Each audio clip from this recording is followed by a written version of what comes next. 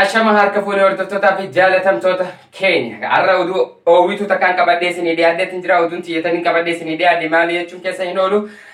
Akka keessa beeytoonni keessaan naaf erganitti odeeffannoon amma argadhe maali? Odeeffannoon Jawaar jechuudhaaf irratti xiyyeeffatanii jiran jaan. Akkas jechuun maal jechuudha? Jawaar hidhaa keessaa akka hin baane mana hidhaa keessatti akka ajjeefamu waan jiru waraqaan xaaliyaan qaama ministeeraatti ergamtee jirtu isaan geesse. San keessaa namni odeeffannoo tana naaf erge. Jechuun maal jechuudha? Jawaar sababa garagaraati uumanii mana hidhaa keessatti ajjeesu. Fakkeenyaaf sababa koronaatiin yookaan sumii nyaachisuun saboota garagaraa nuti irraa shakkaa turre kanaf fayyadamanii Jawaar ajjeesu deeman waan jaamu natti erganiiti kana qilleensarra nu oolchinaan jaani. Lammaffaa jechuun nuti duraanuu wanni shakku jirru online irraa Habashaan maal jechaa jirti? Jawaar mana hidhaa keessatti ajjeefamuu qaba.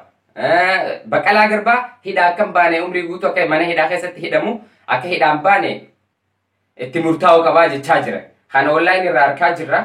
Odeeffannoon biraa keessaan nu dhufte garuu tan akkas jechuun maal jechuudha? Hayyuu Oromoo, beekaa Oromoo, motoora Oromoo, motoora qabsoo Oromoo kan ta'e Jawaar Mohammad sammuu Oromoo kan ta'e Jawaar Mohammad ajjeesuu deeman jechuun qabsoo Oromoof duuba deebisuuf yaalaniiti yookaanis guyyaa waa xiqqoof akka Hacaaluutti ajjeefamee xiqqashoof namni gaddasaa ibsatee maal ta'e san booda qabsoon Oromoo tanii duuba deebiti jaanii yaadaniiti. Akkas jechuun abadan waan yaadamaati miti. Jawaar ajjeefameef qabsoon Oromoof duubatti hin deebitu abadan. Hidhaa fi ajjechaan ilmaan Oromoo qabsoo ilmaan Oromoo finiinsaa jiran tan akka duuba hin deebisne dubbachaa turree kan dabre irraayis barumsa haa ta'uuf jenna nuti asii gamanuma.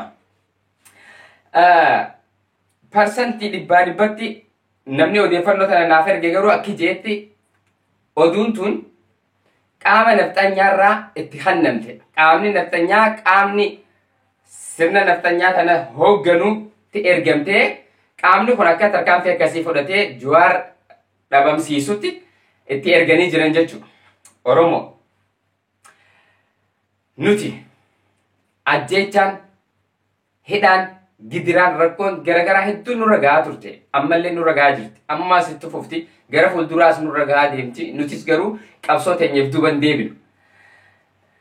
Namni ilaalcha garagaraa qabu, ilaalcha paartii tokkoo qabu, ilaalcha paartii adda addaa qabu, Oromoon obboleen lamaan wal ajjeesuu fi karaarraa wal galchuun kun falan ta'u, furmaatan ta'u. Oromoon wanni qabsaa'eef Oromoon wal ajjeesuu osoo hin ta'in, Oromoo irratti duulanii waliin cabsuu osoo hin ta'in, qabsoo waliin qabsaa'anii waliin gonfatanii qabsoo isaanii finiinsan. Qabsoo isaanii gara birmadummaa isaanii akka gonfatanitti kan qabsootu Oromoon. Oromoon Oromoo irratti duuluu fi Oromoon Oromoo irratti duula ajjechaa akka bantuufi miti kan qabsooyti. Qaamni biyya bulchaa jirus yaada naftanyaa kana fudhatee Oromoo irratti tarkaanfii akkasii yookaanis Jawaar irratti tarkaanfii akkasii akka hin fudhanne gamanumaa qeerroo fi dhaamsa ilmaan Oromoo hundaan biraan akkaan isaaniin ga'uuf natti ergatanii kunoo ani qilleensarra isinii oolcheen isiniin jaa. Warreen qaama mootummaa kana keessatti argamtan hundi keessanuu dhaamsa obboleeyyan keessan qaama diinaa taatanii ergama diinaa fuutanii walirratti hin duulina, waliin ajjeesina.